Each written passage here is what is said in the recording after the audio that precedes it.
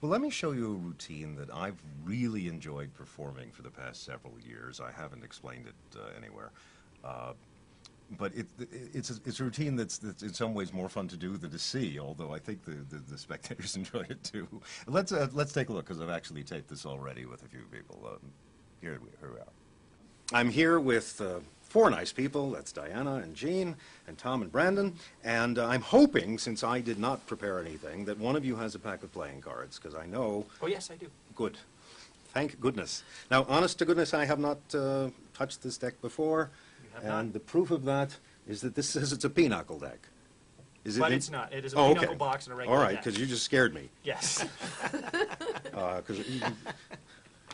These look to be normal cards, Tom. What kind of a magician are you? As close to normal as I can have. But, you know, ordinarily in a card trick, the issue of the suits and stuff gets important, because usually what happens is someone picks a card and then they lose it, and then they find it again, which sort of seems to me too many steps. But in this particular case, we're only interested for the time being in the cards as physical implements, okay? And in fact, we will only use a few, just so that there's no confusion whatsoever. So 1, 2, 3, 4 cards. That's all we need. Tom, put the rest away. This will be plenty for me. I want to make this very clear, because I know that some of you have studied that sleight of hand stuff. So when I go like this and say, look, only 4 cards, you start thinking of Spain.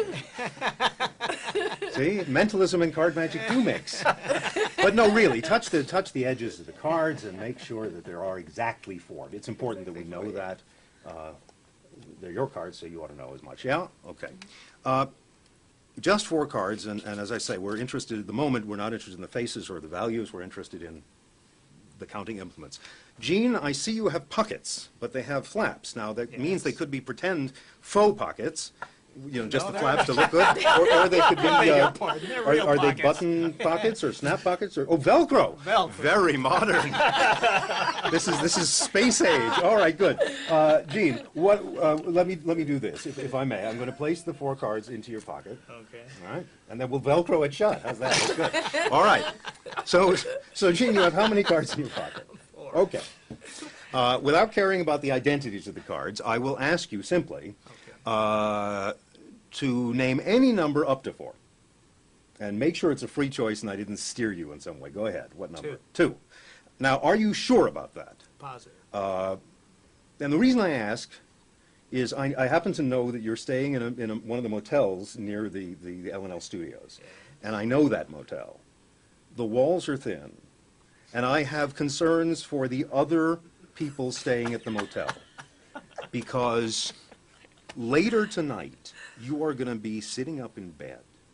And while the people in the other rooms are trying to sleep on either side, you're going to be saying, God damn it!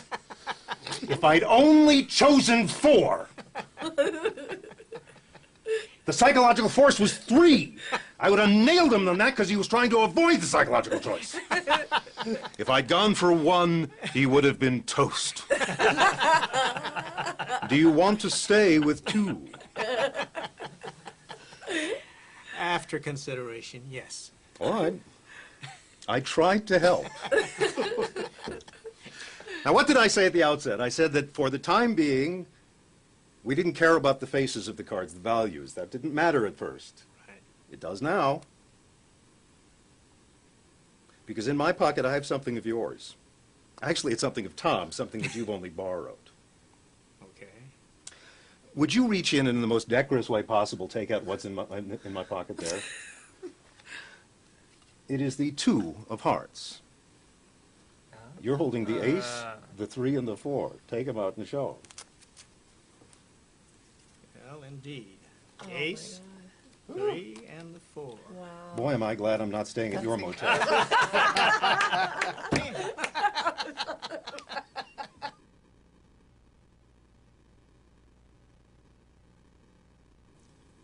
Having introduced the idea of multiple outs, let's talk for a moment about another routine that's actually not the same as what we just saw, but uses coins again, but in a slightly different direction. And This is based on a wonderful idea from a dear departed friend of both of ours, Marcello Truzzi. And we'll talk about it, but let's take a look at it first. Kenna, we're going to try something involving money. Do you like money? Oh, yeah. Me too. These are coins, and what I've got here is a collection of all the basic coins that are currently in circulation. We're going to play a game with these coins called Choice and Chance. Okay. Simple enough. Sounds good. I am going to make a little notation on my business card, and it has to do with your behavior in just a moment, okay?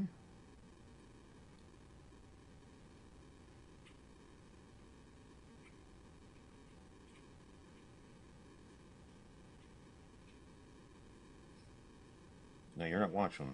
Nope. You're not I can't. peeking. Mm-mm. Okay. I have written what I think is going to happen. Okay. Remember, choice and chance. Mm-hmm.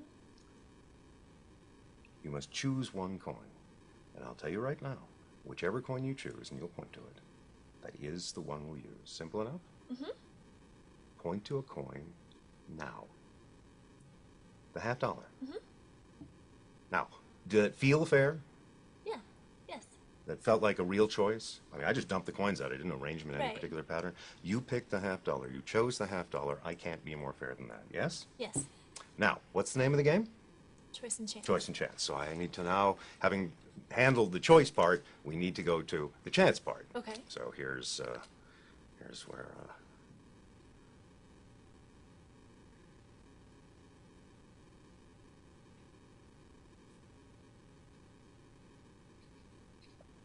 Now don't peek.